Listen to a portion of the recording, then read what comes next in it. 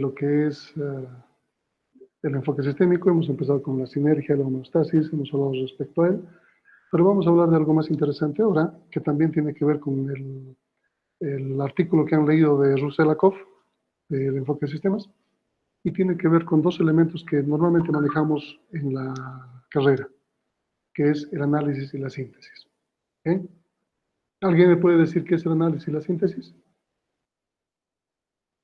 ¿Qué es análisis?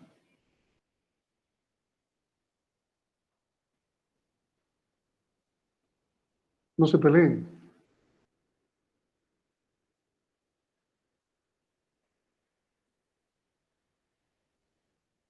¿Qué es el análisis? ¿Me están escuchando? Se puede ver como...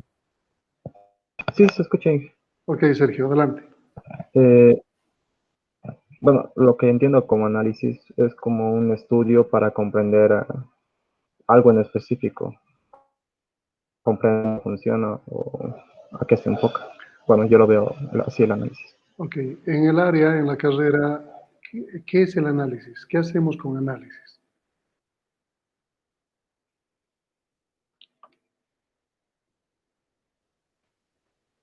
Seguramente en ingeniería de software están revisando análisis de sistema.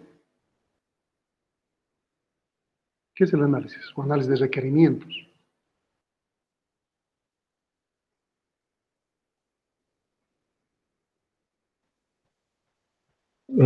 Ver en qué se va a enfocar el programa, el software que vamos a visualizar, qué necesidades tiene, qué características tiene que tener cada software. Ya, específicamente los requerimientos serían esos, pero no, el análisis como tal. O sea, quiero que nos concentremos en el término análisis.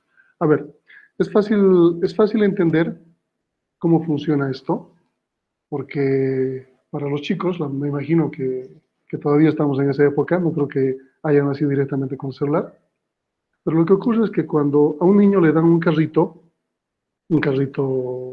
de juguete, y le muestran cómo puede desplazarse el carrito, no importa que tenga tracción o no tenga tracción, que tenga motor o no tenga motor, pero le muestran que girando las ruedas el carrito puede desplazarse, lo que hace el niño cuando está solo es intentar averiguar cómo funciona. ¿Y qué hace para esto? Lo desarma. Lo desarma. Ahora, ¿el niño está haciendo análisis o está haciendo síntesis? Análisis. Análisis. ¿El niño puede volver a armar el carrito?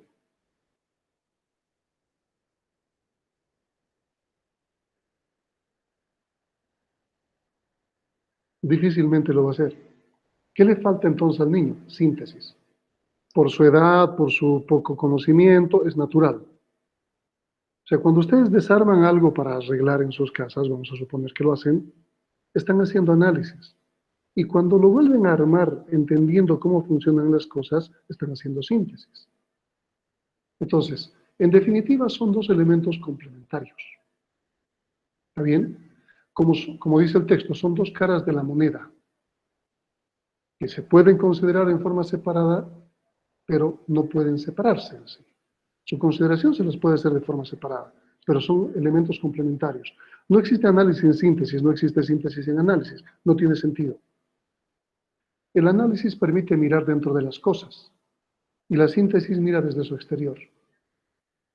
El análisis se aboca sobre la estructura. Al niño le interesa saber que tiene una ruedita, que tiene un eje, que tiene un soporte para el eje de las ruedas, etcétera, etcétera. Va a revelar cómo trabajan las cosas. Y la síntesis se concentra en la función.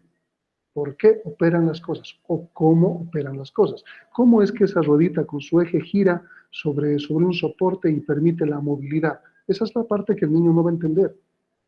Pero a él le intriga, la curiosidad. No es que los niños son destructores o malos, están curioseando. Es la curiosidad que les impulsa a desarmar las cosas, porque ellos quieren averiguar cómo funciona. Están haciendo análisis, es natural. Claro que lo malo es que no saben hacer síntesis todavía, entonces muchas cosas van a quedar desarmadas. Y ellos van a saber la composición de esas cosas, pero no van a saber cómo funcionaba, se van a quedar con la duda. El análisis produce conocimiento, la síntesis genera comprensión. La comprensión permite explicar las cosas. ¿Ok? Entonces, si tomamos un automóvil, ¿recuerdan el ejemplo que había de Ruselakov? Si tomamos un automóvil y empezamos a quitar sus elementos, a sacar sus partes, ¿está bien? Y no entendemos cómo se interrelacionan esas partes, ¿podríamos volver a armarlo? ¿Vamos a poder volver a tener un automóvil o vamos a tener un conjunto de partes desarmadas? O sea, la interacción de las partes hacen al automóvil, no las partes por separado. Entonces, cuando analizamos un sistema, estamos desagregando. Y cuando se desagrega, está perdiendo las propiedades esenciales. ¿Cuál es la propiedad de un motor?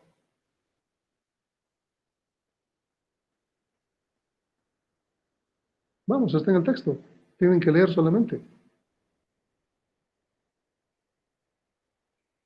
¿Cuál es la propiedad de un ser humano? ¿Cuál es la característica básica?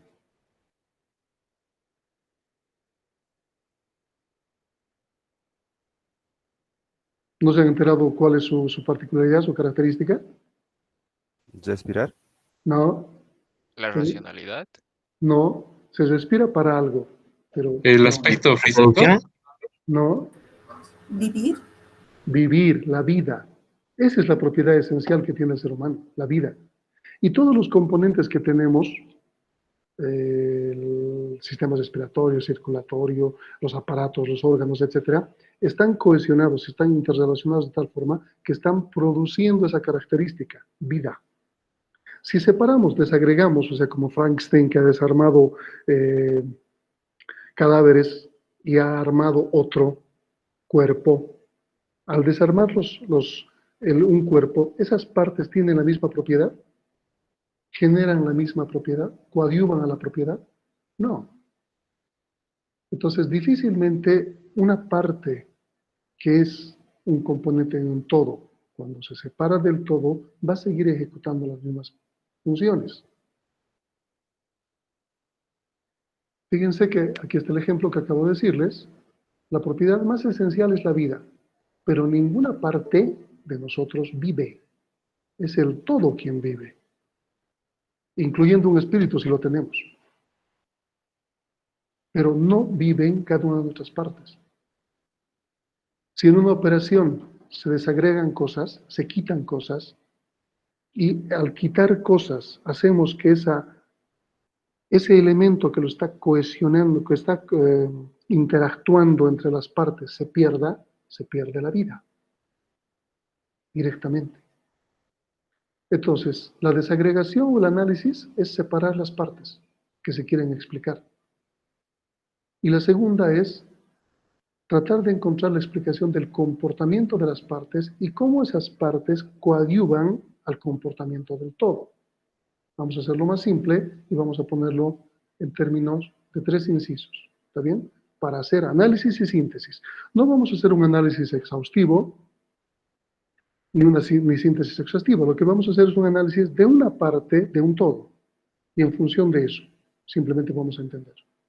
Primero, identificamos un todo que contenga un sistema del cual el objeto que se debe explicar es una parte. De un automóvil, el motor. ¿Está bien? Ya tenemos un todo, el automóvil. Y una parte, un motor. Explicar la conducta o las propiedades del todo. ¿Cuál es la propiedad del automóvil? Esencial. Transporte. Ok, movilidad, transporte. ¿Cuál es la propiedad de la parte de tal manera que coadyuve a la función del todo? ¿Qué hace el motor como coadyuvante a la movilidad o el transporte?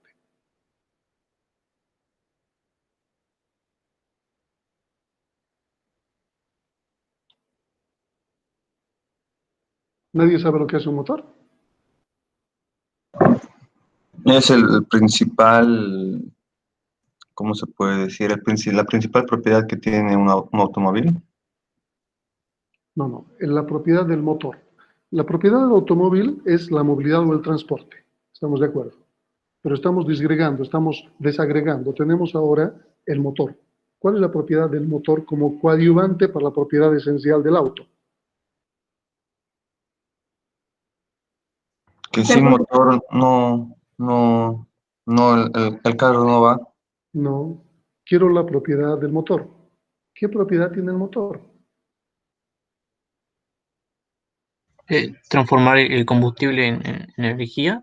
Ok, Bueno, hace una combustión de energía y transforma esa energía de alguna manera, en alguna energía que va a permitir mover una serie de bielas o algo así, que va a desplazar los ejes y las ruedas, la transmisión, y va a permitir que el carro se mueva. Ok, si sacamos el motor fuera del carro y lo hacemos funcionar, ¿tiene la misma propiedad fuera del carro? No. Máximo si logramos que funcione el motor fuera del carro, va a vibrar y tal vez se mueva un poco por vibración, pero no es parte de nada.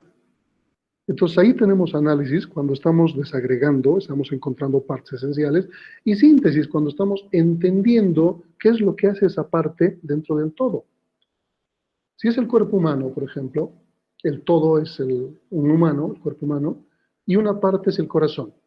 ¿Ok? ¿Cuál es la propiedad del todo? La vida.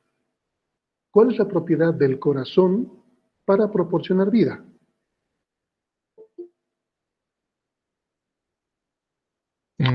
bombear sangre para oxigenar el cuerpo. Exactamente. Entonces está bombeando la sangre para oxigenar todos los elementos del cuerpo y proporcionar esa vida. Porque si no hay circulación de sangre, no hay oxigenación, el cerebro se muere por falta de oxígeno y se pierde la vida. ¿Se dan cuenta lo esencial que es ese elemento, esa parte, para la propiedad del todo? Ahora, necesito que empiecen a identificar o a darme ejemplos. Si no veo 5 ejemplos por lo menos, se llevan tarea. Así que empecemos. Inciso A, un todo y una parte.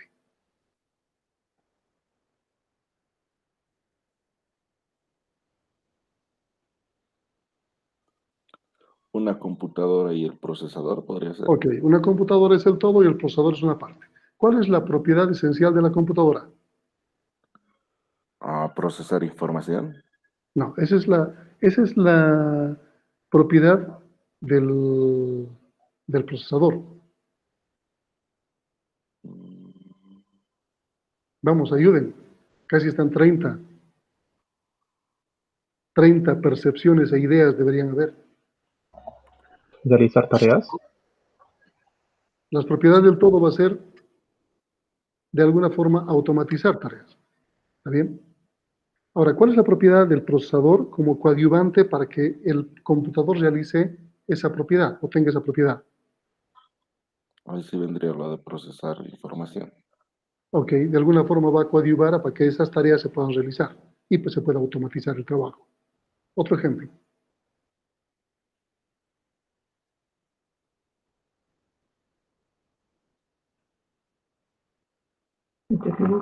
El todo muebles y como parte podría ser madera. Ok, un mueble y una parte, la madera. ¿Cuál es la propiedad esencial del mueble? Brindar comodidad. ¿Cuál es la propiedad esencial de la madera como coadyuvante a que la propiedad del todo se cumpla?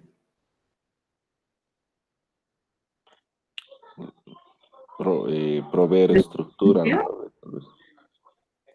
O sea, ok, entonces está proveyendo algún tipo de estructura que le va a permitir que el mueble brinde algún tipo de comodidad. Otro ejemplo.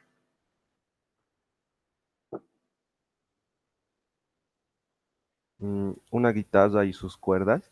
Ok, una guitarra y sus cuerdas. ¿Cuál es la propiedad de la guitarra?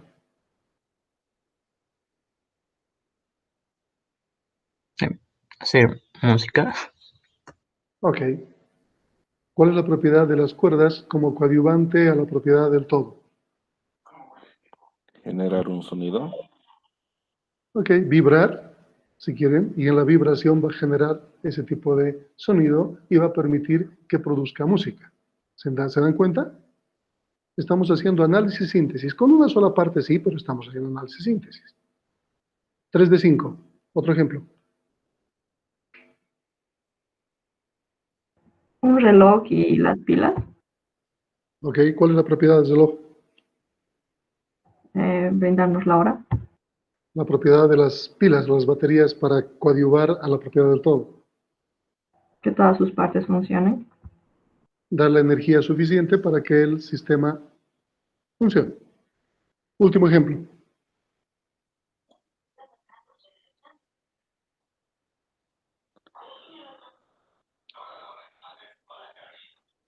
Un plato de comida podría ser El todo y su parte, ¿cuál sería?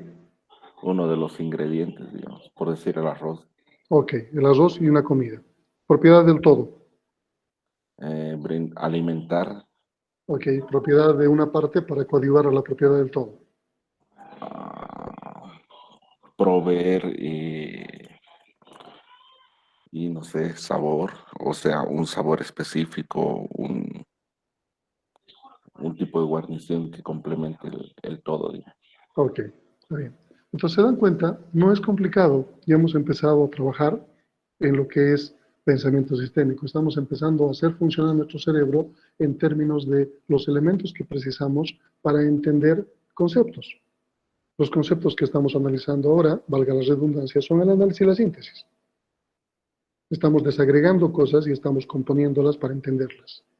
¿Alguna duda? ¿Alguna pregunta sobre esto? Lo mismo se veía había un ejemplo en el texto de Russell-Lakoff, por si acaso. Estos elementos estaban como parte de ese artículo que ustedes debían haber leído. ¿Dudas?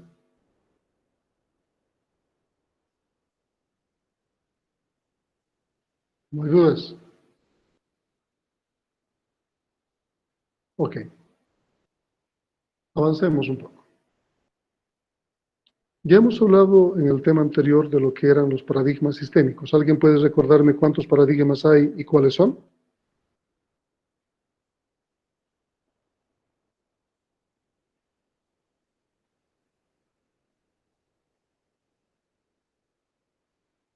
Son tres. Ok. ¿Cuál es el primer paradigma? El de Aristóteles, ¿Qué dice el de Aristóteles? que el todo es más que la suma de sus partes. Ok. Otra persona ahora. Segundo paradigma.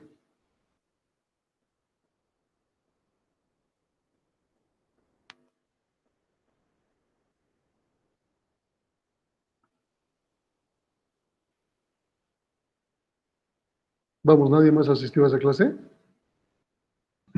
Em, no sé si estoy bien, pero creo que era cuando sacamos por partes, bueno, pierden sus propiedades que tienen en conjunto cuando los separamos, el sistema.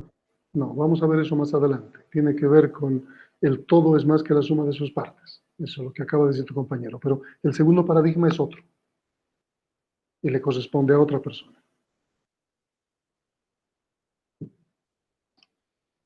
Justamente es al padre de la teoría general de sistemas, si quieren, o al padre del término sistema.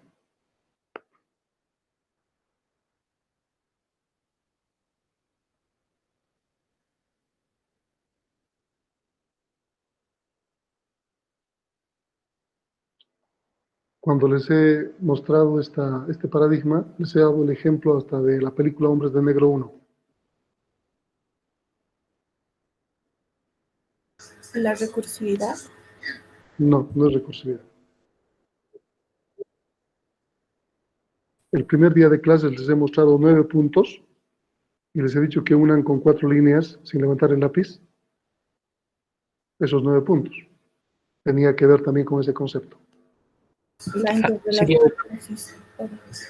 el No, enfoque sistémico, Inge, no. de El lo que enfoque sistémico es de manera general. Lo que acabamos de ver con el análisis, la síntesis, la sinergia, la homeostasis, es el enfoque sistémico. Estamos hablando de paradigmas sistémicos.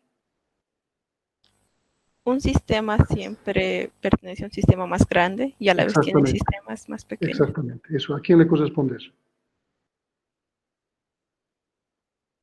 Ludwig von Bertalanffy. Bertalanffy. Exactamente. Ok. Había un tercer paradigma, que si bien no es generalizado, solamente se aplica a 3 escalas de nuestros sistemas, es por esa razón que no estábamos considerándolo, pero es un paradigma. ¿A quién le corresponde y qué decía?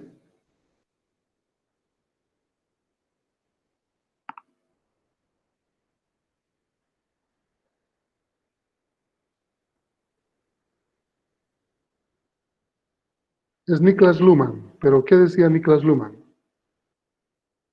Que los sistemas son autopoiéticos. ¿Qué significa la autopoiesis? Que un sistema puede crear su propia estructura. Exactamente. Y solamente habían 3 categorías que podían hacerlo dentro de las 10 categorías de la teoría general de sistemas. ¿A qué categorías correspondían? A las personas, animales y plantas. Ok. Entonces, ese paradigma no ingresa en el concepto. Entonces, el concepto solo tiene que incluir el primer y segundo paradigma. Y si ustedes revisan la presentación que estoy haciendo, el concepto que estamos hablando es, un sistema es un conjunto de partes que interactúan entre sí para formar un todo. Eso es, el todo es más que la suma de sus partes. Aristóteles. Y dice luego, relacionándose con su medio. Ahí entra la parte de Bertalanffy. Entonces tenemos los 2 paradigmas incluidos en nuestro concepto. No es un concepto al azar, estamos buscando un origen de este concepto. ¿Está claro? ¿Está claro? Sí, sí. Ok. Ahora bien, lo que decía su compañero, cada parte de un sistema tiene propiedades que se pierden cuando se separan del sistema. O cada sistema tiene algunas propiedades esenciales que no tiene ninguna de sus partes. Por ejemplo, el corazón tiene la propiedad de bombear sangre y oxigenar todo el cuerpo para proporcionar vida. Pero si sacamos el corazón fuera para un trasplante, por ejemplo, ese corazón pierde su propiedad. Ya no bombea nada, no es un músculo que se mueva. Claro que seguramente van a tener que generar algún tipo de energía eléctrica para hacer que ese músculo vuelva a moverse. Es lo mismo que ponerle electrodos a una rana muerta. Es algo bien parecido. Pero cuando está fuera, ya no tiene esa propiedad, la pierde. Ahora, en el mismo ejemplo, cada sistema tiene propiedades esenciales que no tienen ninguna de sus partes. Lo mismo, el ser humano tiene la propiedad esencial de la vida, pero el corazón fuera no tiene vida. El cerebro solo no tiene vida. Una mano no tiene vida. Otro ejemplo, que no sea ni el auto, ni el cuerpo humano, ni la computadora, ni el mueble, ni nada de lo que hayan dicho. Ya saben que si no participan, se llevan tarea.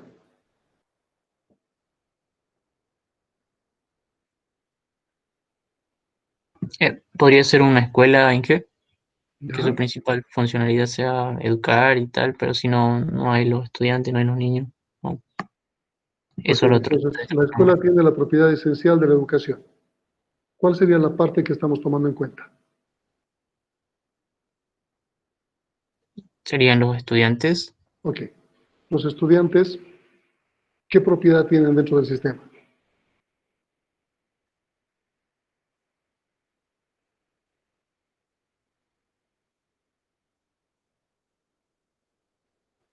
Aprender. Son los educandos, ¿ok? Y cuando están fuera del sistema, como ha ocurrido con esta pandemia, ¿seguían siendo educandos? Ya no, En este, ¿no? Han perdido la propiedad. Y el segundo inciso dice que cada sistema tiene propiedades esenciales que no tiene ninguna de sus partes. ¿Cuál es la propiedad de la escuela, hemos dicho? La educación. Los estudiantes, los docentes, ¿tienen la propiedad? El docente, si no tiene estudiantes que interactuar, no puede enseñar a nadie. El estudiante, si no tiene un docente que le pueda guiar, no tiene nada que aprender. La infraestructura, si no tiene docentes, estudiantes que cobijar, no sirve para nada. Lo mismo que una pizarra, una silla de la escuela, etcétera, etcétera. Todos los componentes de ese sistema, cuando están lejos del sistema, pierden sus propiedades. Y ninguna de esas partes del sistema tiene la propiedad del todo, ninguna. Con el agua es más fácil de entender el ejemplo. El agua tiene propiedades esenciales que no tienen ni el hidrógeno ni el oxígeno. Segundo inciso. El hidrógeno suelto pierde la propiedad que estaba coadyuvando a la propiedad del agua cuando está suelto. El hidrógeno por sí mismo no es agua, no tiene las mismas propiedades. El oxígeno por sí mismo no es agua. Otro ejemplo.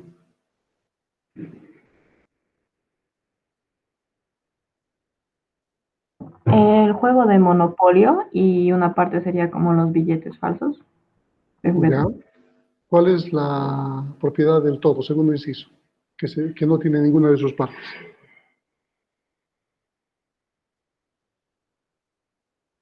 Brindar como un mapa de la ciudad, por así decirlo. No, el juego como tal. ¿Cuál es la propiedad del juego, de completo?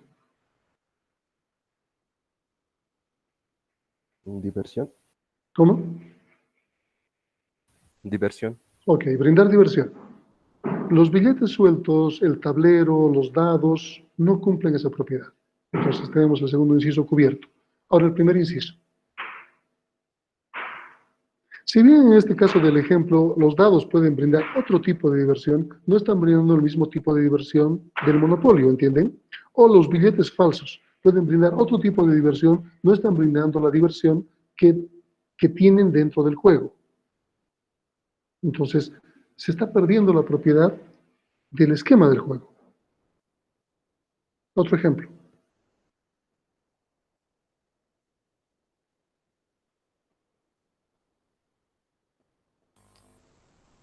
Una planta, tal vez. ¿Ya? Segundo Ah, inciso, entonces, ¿cuál es la propiedad esencial de la planta que no tiene ninguna de sus partes? Genera, ya convertir el dióxido de carbono en oxígeno. ¿Ya? Esa es una propiedad de toda la planta, de las hojas, de las ramas, de la raíz, o es del todo. Del todo. Entonces, ninguna de sus partes tendría esa propiedad. Inciso A. ¿Qué harían las hojas dentro de una planta? A liberar el oxígeno. Cuando se saca una hoja, se rompe una hoja, ya no puede coadyuvar en esa propiedad. Otro ejemplo.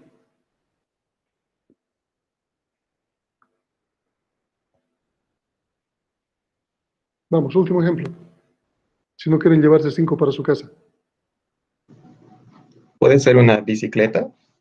¿Ya? Propiedad esencial de la bicicleta que no tiene ninguna de sus partes. Facilitar el transporte de una persona. Ok. ¿Cuál sería la parte que coadyuva al todo, pero que pierde sus propiedades cuando está fuera de él? La cadena Ok. ¿Qué hace la cadena dentro de la bicicleta? hace que los pedales puedan mover la llanta de atrás, la llanta trasera. ¿Ya? Y cuando está la cadena fuera de la bicicleta, ¿tiene la misma propiedad?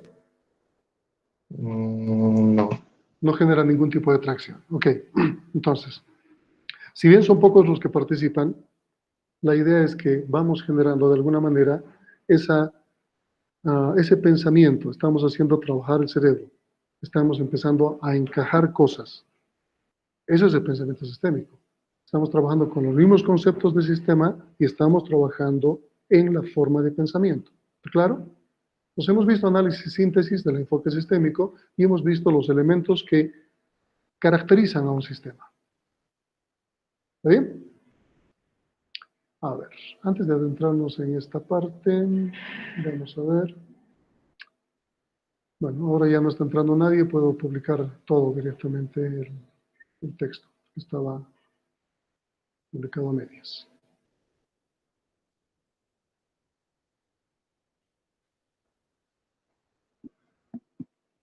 Habíamos visto la clase anterior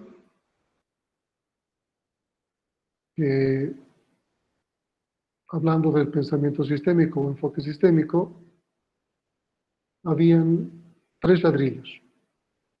¿Cuáles eran? ¿Cuáles eran los ladrillos del pensamiento sistémico?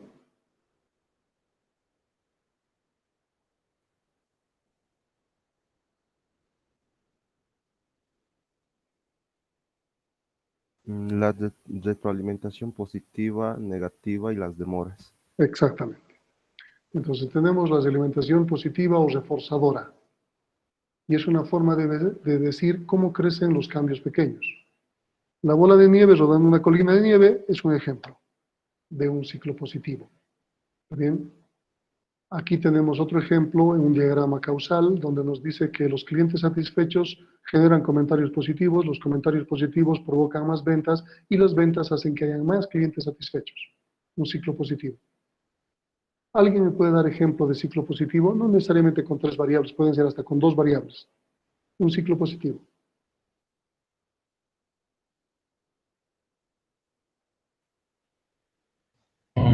Clase, por la participación que estamos haciendo ahora mismo. Ya, pero ¿cuáles serían las 2 variables que forman un ciclo positivo? Sería nuestra participación y que usted vea que sí estamos entendiendo el tema. No, pienso que está bien el ejemplo, pero las 2 variables no están identificadas claramente. A ver, ayúdenle. ¿Por qué participan? ¿Por qué están participando? No son del todo voluntarios. ¿Por qué están participando?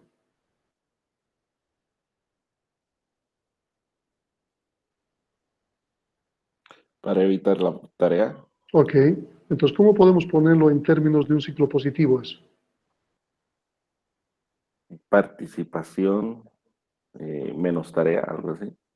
Ok, entonces, si hay menos tarea, va a haber menos participación. Si hay más tarea, va a haber más participación. Si hay menos tarea, va a haber menos participación. Si hay más participación, va a haber menos tarea. Si hay menos participación, va a haber más tarea. ¿Se dan cuenta cómo empezamos a cambiar el sentido de las variables? La influencia que tienen. Pero este ejemplo que acabamos de dar tiene influencias contrarias, no solo en el mismo sentido. He dicho más de uno menos del otro. Otro ejemplo. Hacer ejercicios y mejorar tu salud. Ok.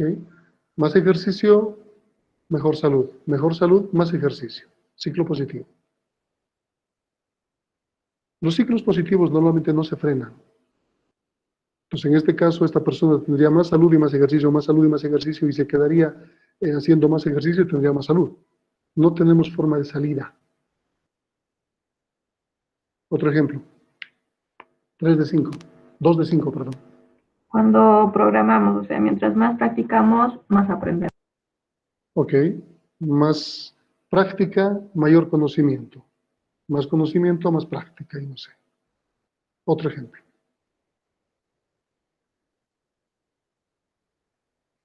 Lo que sería leer, mientras más leemos, más palabras aprendemos. Ok, hasta podemos mejorar la ortografía. Más lectura, mejor ortografía, más lectura. Podría ser también, para no manejar el concepto de aprendizaje del ejemplo anterior. Otro ejemplo.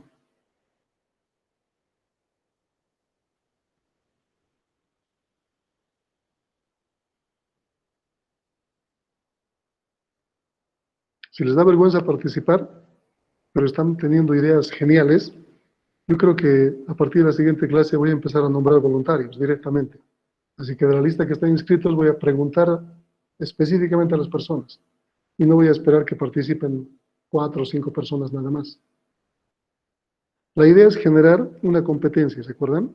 En esta materia.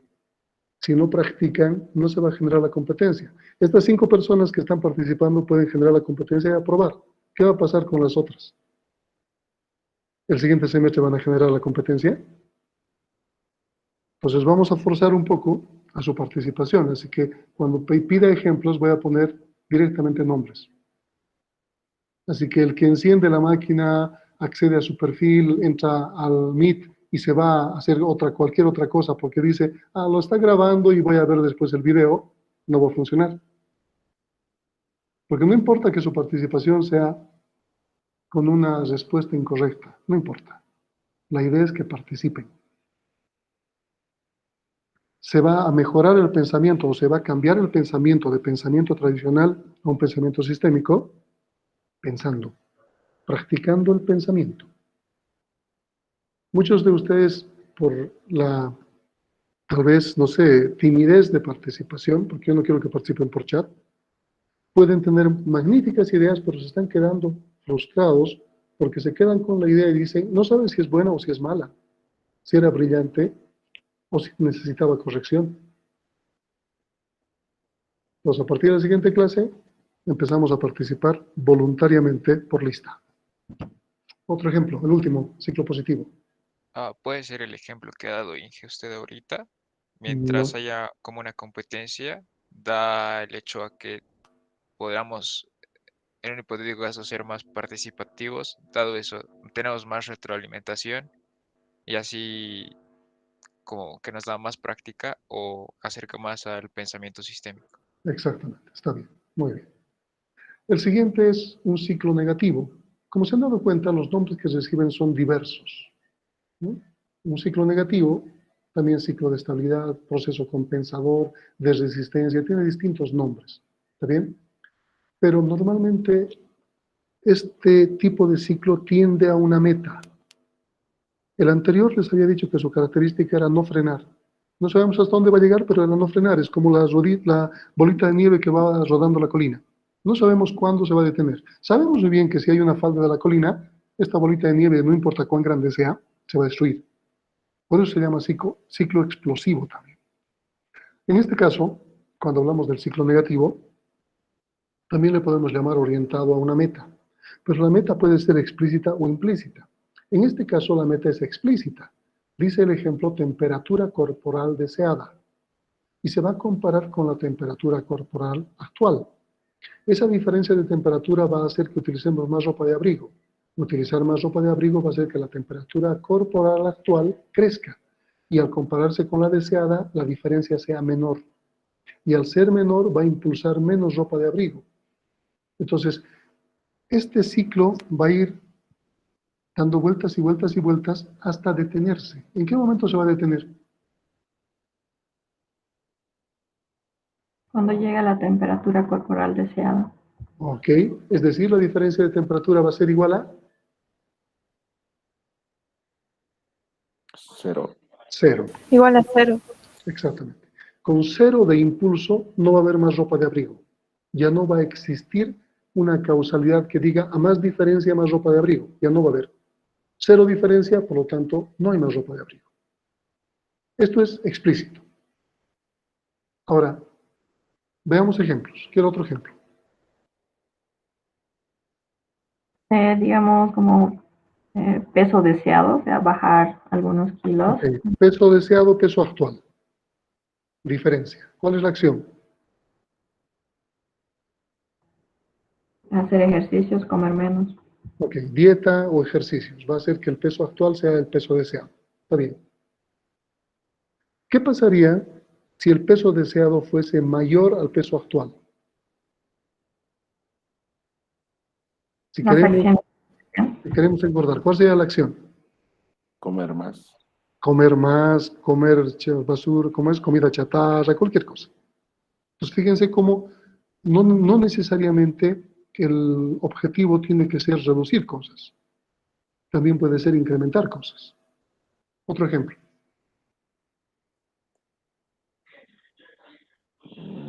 Ganar más dinero, digamos. Ok, dinero actual, dinero deseado. ¿Cuál es la acción? Trabajar. Trabajar. Otro ejemplo. Una construcción. Construcción actual, construcción deseada. Acción.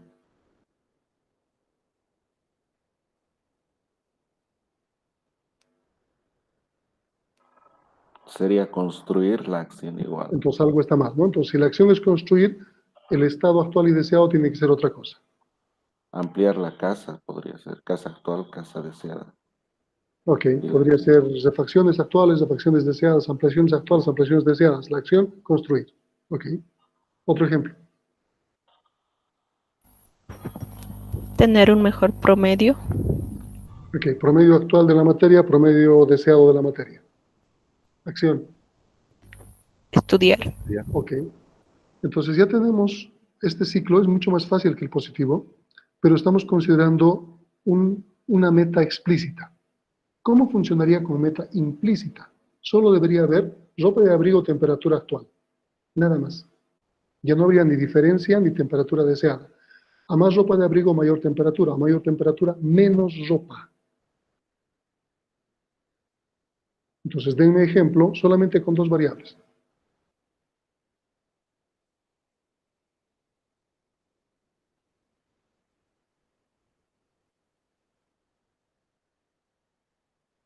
Hace rato ya les he dado el ejemplo con lo que estamos haciendo. Prácticas versus ejemplos. Si hay más ejemplo, hay menos práctica. Si hay menos práctica, si hay más práctica, ¿cómo funcionaría? Tarea para su casa versus ejemplos. ¿Tiene Más meta ejemplos. implícita? ¿Se frenaría? Ahí sería con más ejemplos, menos Menos práctica. práctica y con más, Más práctica, más ejemplos. más. Y se frenaría. ¿Cuándo se frenaría? Cuando lleguen a los 5 ejemplos. Entonces, este tipo de ciclo se frena. Deme un ejemplo con 2 variables. El hambre, Hambre versus... no tener hambre, estar satisfecho. Saciedad. A ver, tal vez sería comer versus saciedad. O el hambre versus comer. Pero no sería hambre versus saciedad, porque son 2 elementos contrarios, pero no son acciones que lleven a un estado. A más comida, menos hambre. A más hambre, más comida. Ahí funciona.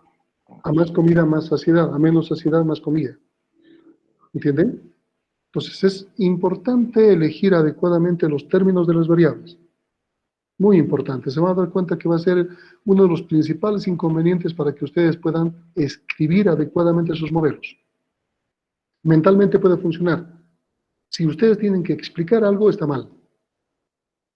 Si el ejemplo formalizado se explica por sí mismo, está bien. Deme otro ejemplo. Puede ser más horas de estudio, menos horas de ocio. Y viceversa. Menos horas de ocio me da más tiempo de estudio. Ok.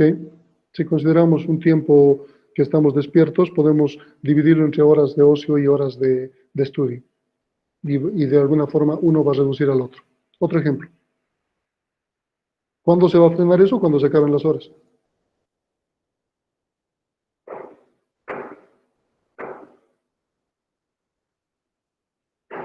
Otro ejemplo.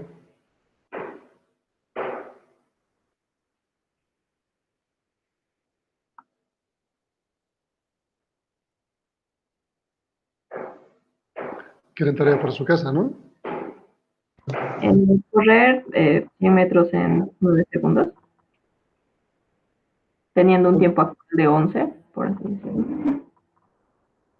Una acción versus el tiempo. Tal vez podría ser una acción versus un desplazamiento, que es diferente. A más corres, más distancia alcanzada, o sea, que estás queriendo llegar a algún lado. Y si la distancia o el lugar se acerca, es menos correr. Si la distancia se aleja, es más correr. Ahí funcionaría. El último ladrillo sistémico, si quieren, un ladrillo del pensamiento sistémico, son las demoras. Normalmente, cuando el efecto de una variable sobre otra provoca cierta demora en el tiempo.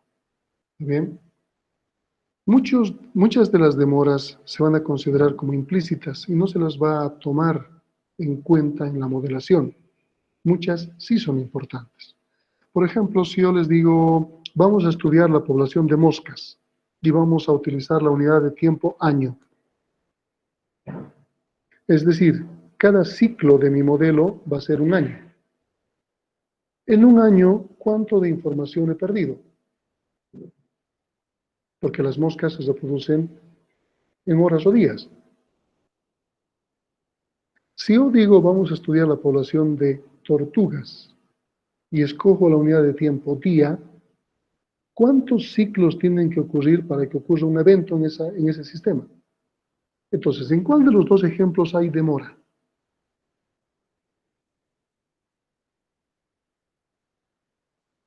En el ejemplo de la tortuga. En el ejemplo de la tortuga. En el ejemplo de la mosca sería pérdida de información. En realidad estamos eligiendo una inadecuada unidad de tiempo porque la información que tengamos no va a servir.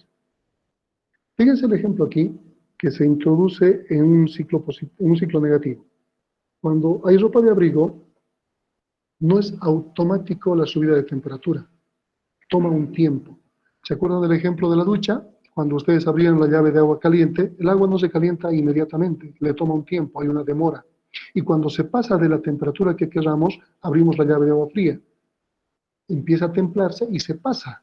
Entonces tenemos que jugar con las llaves de agua caliente y agua fría hasta obtener una temperatura deseada. Y eso implica demora. ¿Algún ejemplo que tenga demora? No tienen que utilizar tantas variables.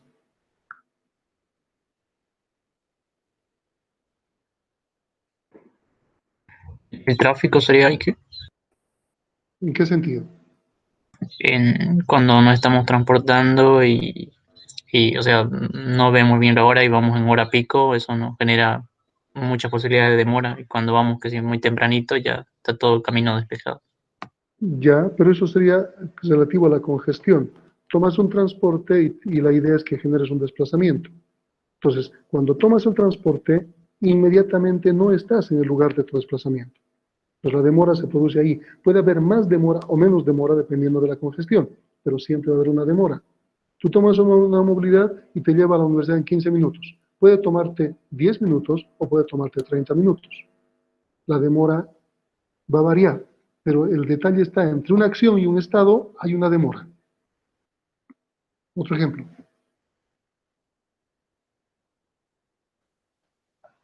Puede ser cargar el móvil o el celular. No va a estar cargado al momento que lo conectemos. Va a estar Ok, tomando- la acción sería enchufar la batería, enchufar la energía a la batería y la carga de la batería no es inmediata, va a tomar un tiempo.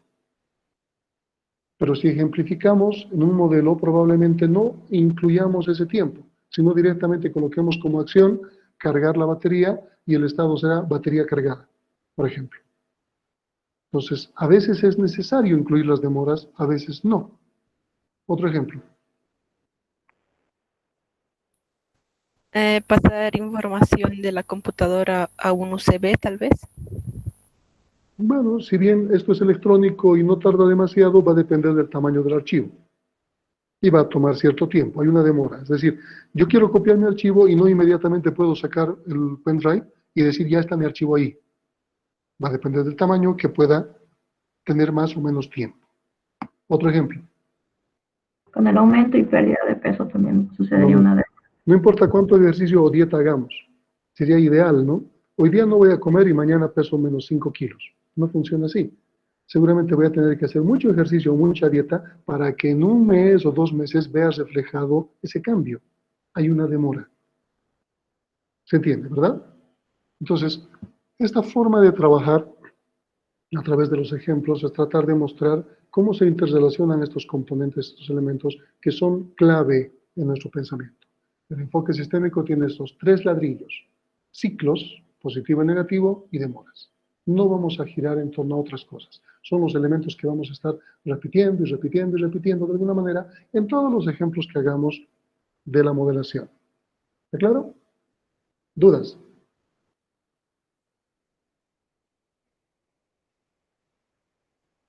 ¿Dudas?